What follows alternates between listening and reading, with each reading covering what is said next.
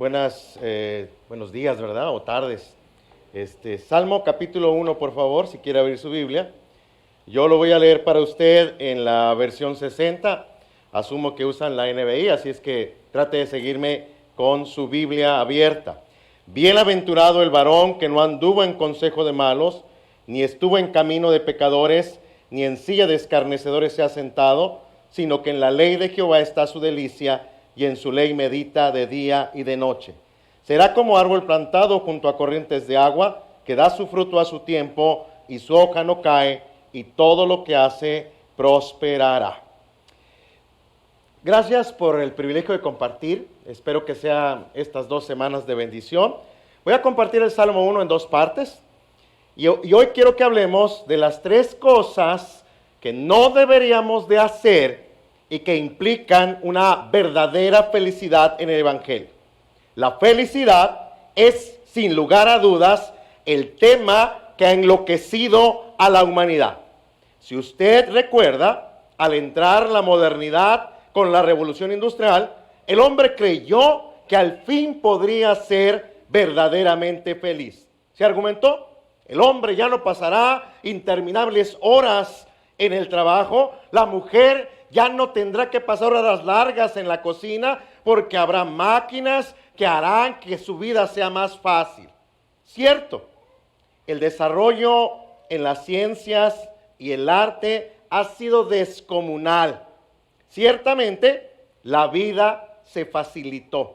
El hombre hizo tal vez los mayores avances en la ciencia, el arte y la tecnología. Sin embargo, las 2 grandes guerras mundiales destrozaron el argumento de la modernidad. No basta con que la verdad sea absoluta. No son suficientes los valores morales. La laboriosidad no alcanza para obtener la felicidad. La unidad familiar, el beneficio común, no han traído felicidad a la humanidad. Entonces, el hombre moderno fracasó. Y entonces nos llegó la posmodernidad. El hedonismo, amarnos a nosotros mismos, tomó el lugar del bien comunitario. Si yo me siento bien y a mí me gusta lo que los demás sientan o piensen, me importa poco. La relatividad vino a apoderarse de la verdad. De hecho, ya no existe la verdad, ya que esta ahora es relativa. Todo depende del cristal con que la veas. Así que lo importante es que me sirva a mí, y si te lastima a ti, o te empuja a ti, o pasa por encima de ti, no me importa. Los dibujos animados o las telenovelas ya no son la lucha entre el bien y el mal, lo correcto, lo incorrecto. Hoy no hay nada correcto. Nuestra sociedad está locamente corriendo en busca de la felicidad. Yo tengo 51 años, así es que si tiene más o menos mi edad, poquito menos, se acuerda de las novelas de antes, ¿verdad? Tal vez los jóvenes no se acuerden, pero antes era la historia de la Bella Durmiente. La niña pobre, buena, que se va a superar, que estudia y al final se casa con el verdadero amor. Pero hoy, vea las series o vea las novelas. La buena de la novela ya no se deja. Se pone al tú por tú con la mala. La buena de la novela ya no llega pura y virgen al matrimonio. Tiene relaciones con todos en la novela y se casa, eso sí, con el hombre de su vida. Es muy interesante que ante este fracaso, el Salmo 1 nos recuerde: bienaventurado el varón que no anduvo en consejo de malos, ni estuvo en camino de pecadores, ni en silla de escarnecedores se ha sentado. Escuche cómo traduce la Nueva Versión Internacional. Dichoso el hombre que no sigue el consejo de los malvados, ni se detiene en la senda de los pecadores, ni cultiva la amistad de los blasfemos. Si tiene abierta su Biblia, subraye la palabra bienaventurado o dichoso. El sentido de esta palabra en hebreo es alguien caracterizado por felicidad, una persona altamente favorecido o felicidad al cuadrado. Lo interesante es que tú y yo podemos ser felices. Corrijo, tú y yo, si somos creyentes, ya somos felices y hemos sido doblemente favorecidos porque la gracia de Cristo vive en nuestro corazón. Así que hay tres cosas o tres principios que tenemos que recordar. Así que, siendo que Cristo cumplió como justo, pagando por todos nosotros los injustos, nosotros debemos aprender a ser felices en Cristo. Ser felices en Cristo implica, número uno, aprender a no seguir. Aprender a no seguir. ¿Qué es lo que no debemos seguir o dónde no deberíamos andar? Escuche, bienaventurado el varón que no anduvo en consejo de malvados. Escuche cómo traduce la Nueva Versión Internacional. Dichoso el hombre que no sigue el consejo de los malvados. Note cómo los 60 traduce anduvo y la NBI traduce no sigue. El verbo en hebreo literalmente es andar, pero en hebreo existe una conjugación que implica un proceso de escuchar, razonar y actuar. Escuchar, razonar y actuar.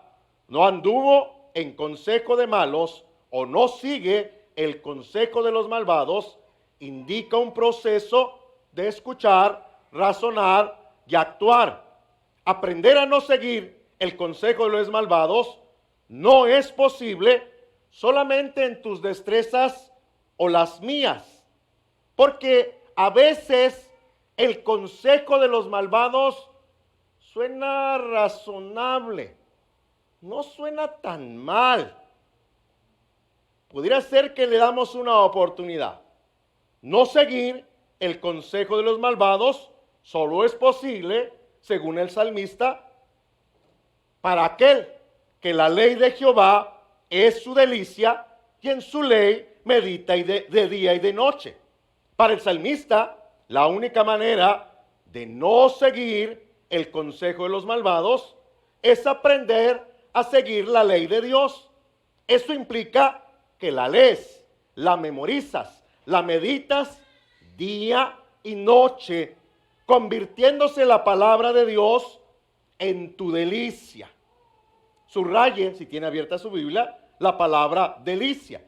El sentido de esta palabra hebrea que traducimos aquí, delicia, es parecer, deseo, cosa valiosa aquí, asunto agradable, complacencia, contentamiento, deleite, delicia, deseable, deseo, gusto, precioso.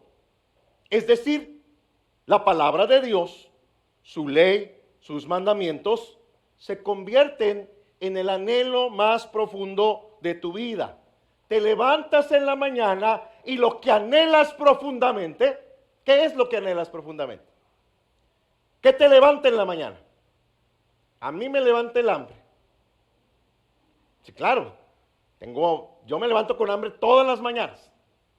Y haya o no haya desayuno, yo me bajo y me hago el mío. Pero dice la Biblia que debería ser el anhelo más profundo de nuestro corazón, su palabra, sus caminos. Es importante que tú y yo tengamos la ley y que ésta se convierta en el anhelo más profundo de mi vida al despertar, mientras caminas, mientras conduces, cuando estudias, cuando lees un libro, cuando haces ejercicio. Es decir, la palabra se integra a tu ADN de tal manera que no estoy vacilando y por lo tanto estoy en un mundo como luz y sal de la tierra. No me aíslo del mundo, pero tampoco me asimilo al mundo. Su palabra en mi mente, mi corazón, y puedo identificar cuando se me presenta el consejo de los malvados y presentar el consejo de Dios. El punto no es que no escuches, no es que no veas y no es que no vayas. No estamos diciendo eso. Lo que estamos diciendo es que la Biblia debería de ser el anhelo más profundo de tu corazón para que cuando Satanás te presenta una mentira revestida con verdad, puedas dar defensa de tu fe. Así que, siendo que Cristo cumplió como justo, pagando por todos nosotros los injustos en su obra, nosotros podemos ser felices. Ser felices en Cristo implica, número 2, aprender a no detenerse. Aprender a no detenerse. Escuche en la NBI, dichoso el hombre que no sigue el consejo de los malvados, ni se detiene en la senda de los pecadores. Note cómo traduce la 60. Bienaventurado el varón que no anduvo en consejo de malvados, ni estuvo en camino de pecadores. La expresión hebrea del verbo usado aquí es estar de pie, como cuando te detienes en una intersección y tienes dos opciones. O como cuando vas al súper y quieres comprar pasta dental y te paras frente al mostrador y encuentras, bueno, las dos más famosas, pero hay 30 o 40. Y tienes que considerar la opción que tú decidas. Se refiere a este asunto.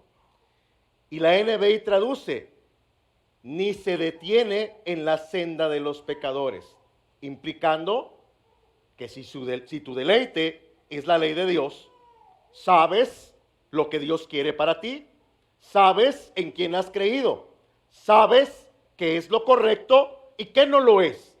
Así que ni se detiene a considerar, debería de ser obvio para ti y para mí. Tristemente no lo es, porque si no, viviéramos sin pecado y no tendríamos que confesar pecados domingo a domingo, porque pues somos prácticamente inmaculados, pero no lo somos. Recuerde, estamos hablando de la verdadera felicidad. Ser feliz es aprender a no detenerse, a considerar las mentiras que Satanás nos ofrece, y la única manera de no hacerlo es estar fundado en la palabra. No detenerse a considerar la senda de los malvados. Me recuerda una sección del hermoso libro llamado El progreso del peregrino. Asumo que todos lo han leído, pero es algo que todos los niños deberían de leer, 9, 10, 11 años. Hay que leérselo a los niños. En vez de que le lea a Harry Potter, que no tengo nada contra el maguito, lea El progreso del peregrino. Cristiano, el personaje principal, ya encontró a Cristo. La carga que estaba en sus hombros ha sido sepultada en la cruz de Cristo y va por el camino angosto rumbo a la ciudad celestial.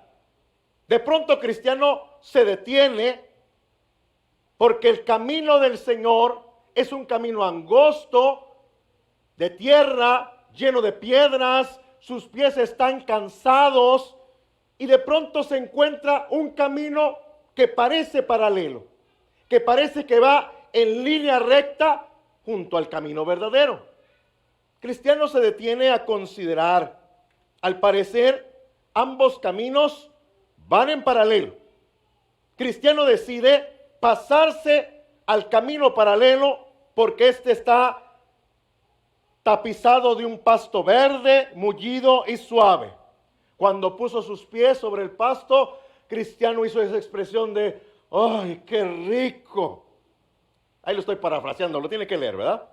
Total, piensa Cristiano, cuando vea que este camino se separa de este camino, el verdadero, me paso al camino verdadero y aquí no pasó nada. Ojalá lea el libro. Ese camino lo lleva al castillo de un gigante que se lo quiere almorzar. Ya no le cuento más para que lo lea. Por eso el salmista afirma, ni se detiene en la senda de los pecadores.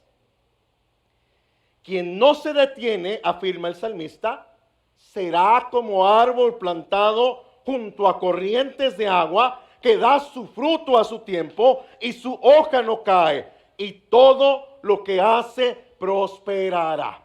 Hay por ahí un montón de iglesias que predican la teología de la prosperidad.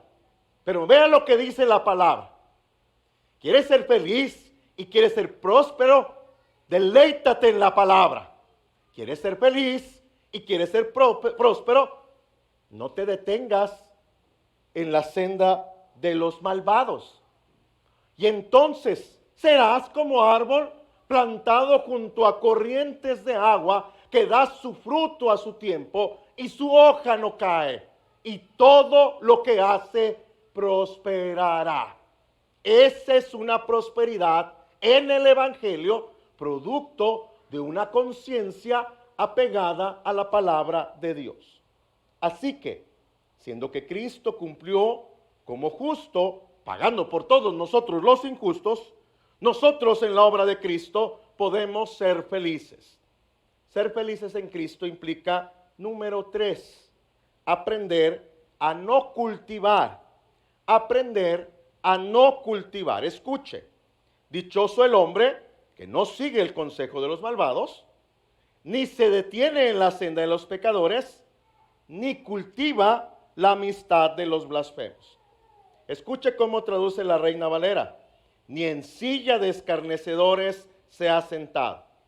La Nueva Traducción Viviente traduce, ni se junta con los burlones.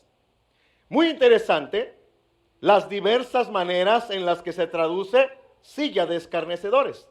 La palabra hebrea que tenemos aquí se puede traducir literalmente como silla, asiento, lugar habitable, habitación, lugar de reunión.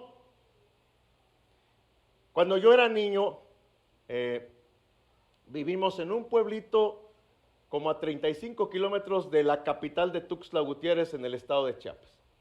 Y en ese pueblito, al lado de la puerta principal de la casa, nosotros teníamos una piedra enorme donde mi mamá se sentaba. Enfrente la vecina tenía otra piedra donde se sentaba, y todas las vecinas se sentaban en la piedra de su casa, y no había Facebook. Ese era el Facebook de la época. Ahí echaban chisme. Ahí se entera. Fíjate que salió embarazada. Y ahí todo se sabía. Esa es exactamente la figura que aparece aquí. Cuando yo era joven, hace miles de años, nos juntábamos en la esquina de la cuadra, el grupito de amigos.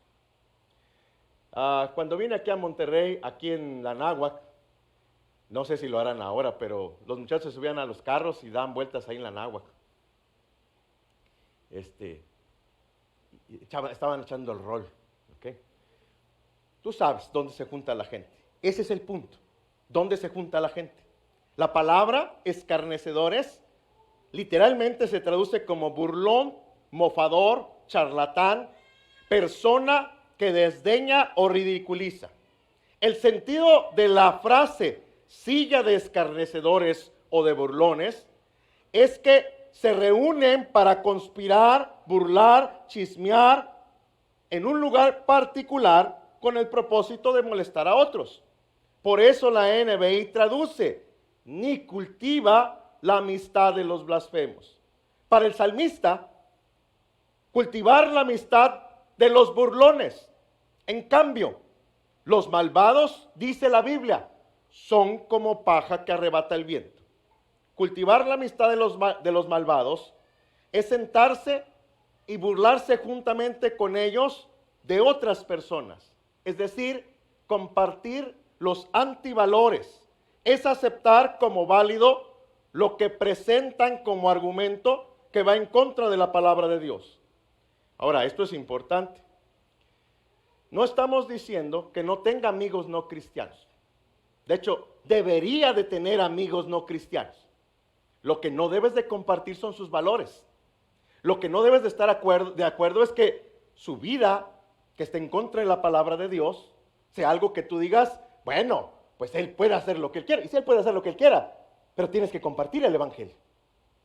A eso se refiere el pasaje.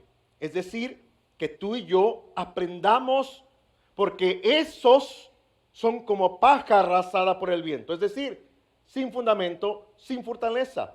Tú y yo somos llamados a cultivar la palabra de Dios. Somos llamados a ser luz y sal de la tierra. Somos llamados para que la Biblia sea nuestra norma de fe y conducta. No dice que no tengas amigos no cristianos. Lo que la Biblia insiste es que no cultives ni aceptes los valores de este mundo que van en contra de la palabra de Dios. Ser feliz es aprender a no cultivar las mentiras que Satanás nos vende. No eres menos hombre cuando ayudas a tu esposa en casa. No eres menos mujer cuando honras a tu marido. No eres menos hijo de tus padres cuando los honras. Tus hijos no necesitan tu amistad, que esa es una mentira de la nueva pedagogía, que ya no es tan nueva, y la nueva sociología. No vas a destruir su frágil personalidad. Tus hijos no necesitan tu amistad. Tus hijos necesitan una relación de autoridad para que ellos te honren y tú no los provoques a ira. No seguir, no guiarnos por el consejo de la palabra. Cuando las Torres Gemelas fueron derribadas, uno de los hijos de Billy Graham hizo una reflexión que se publicó en el New York Times y decía: esta nación le ha dado la espalda a Dios. ¿Sabes? En los Estados Unidos protestante, porque ahora ya no lo es, pero cuando era protestante y se escribió la Constitución, Dios era el centro de esa Constitución. La Biblia se leía en las escuelas públicas y se oraba. Se enseñaba la palabra de Dios como un valor supremo. Y este hijo de los Graham reflexiona y dice: pero de pronto nos dijeron los expertos en pedagogía que no era propio leer la Biblia en las escuelas porque eso mostraba un grado de intolerancia a los que no eran cristianos. Y entonces dijimos, tal vez los pedagogos y los sociólogos tengan razón, dejemos de leer la Biblia y dejemos de orar en nuestras escuelas. Luego los psicólogos nos dijeron, no le pongas la mano a tus hijos, no los corrijas, vas a destruir su débil personalidad. Y entonces nosotros dijimos, tal vez los psiquiatras y los psicólogos tengan razón, así que dejemos de corregir a nuestros hijos y seamos sus amigos. La reflexión es bastante larga y va siendo toda una reflexión de cómo esa nación le dio la espalda a Dios y cómo Dios, con la caída de las Torres Gemelas, mostraba su desagrado a esa nación. La reflexión es interesante. Termino. Ser feliz o dichoso solo es posible si tú y yo aprendemos a no seguir, a no detenernos y a no cultivar los valores de este mundo. ¿Quién podría nunca no seguir, no detenerse y no cultivar? Cierto que ni tú ni yo, aunque por muy cristianos que seamos o lo aparentemos, no podemos. Tenemos que reconocer que de pronto sí hemos seguido, sí nos hemos detenido y sí hemos cultivado. Pero quiero que recuerdes que el salmista está aquí, 950 años antes de Cristo, apuntando hacia el futuro a uno que sí pudo no detenerse, no cultivar y no seguir.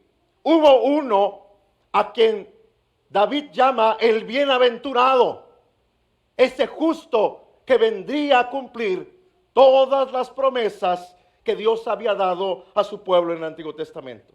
Así que el Salmo 1 nos recuerda que hay uno que sí pudo, uno en quien tú y yo, por sus méritos, por su obra, podremos no seguir, no detenernos y no cultivar.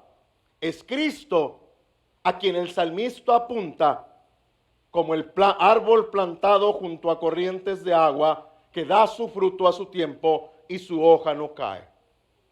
Note lo interesante de la Biblia en conjunto. La Biblia empieza con un árbol de la vida, termina con un árbol de la vida en Apocalipsis, pero exactamente en medio habla del árbol que crece y siempre da frutos. Un árbol plantado junto a corrientes de agua. Ese árbol es Cristo, el único por quien tú y yo tenemos vida eterna, el único que no siguió, no se detuvo y no cultivó. Y por eso hoy tú y yo podemos hacer lo mismo en Cristo. No porque tú y yo seamos muy buenos cristianos y tengamos medallas para sentirnos superiores a los demás, sino porque Cristo lo hizo en la cruz del Calvario. Oremos. Gracias, Señor, por la palabra que nos has dado en esta mañana. Pedimos que tu Espíritu Santo nos enseñe, nos muestre y nos guíe. Que tu palabra haya hablado a nuestro corazón. Que podamos recordar este hermoso salmo y recordar que la verdadera felicidad se encuentra en la obra poderosa de Cristo en la cruz del Calvario. Que en la verdadera felicidad yo puedo en Cristo no seguir, no detenerme y no cultivar. Y que en Cristo es posible no asimilarme al mundo ni aislarme del mundo, sino vivir en medio de una generación maligna y perversa, en medio de la cual soy llamado a predicar las buenas nuevas del Evangelio. Que tu palabra hable a nuestro corazón y nos enseñe a vivir en santidad. En Cristo Jesús.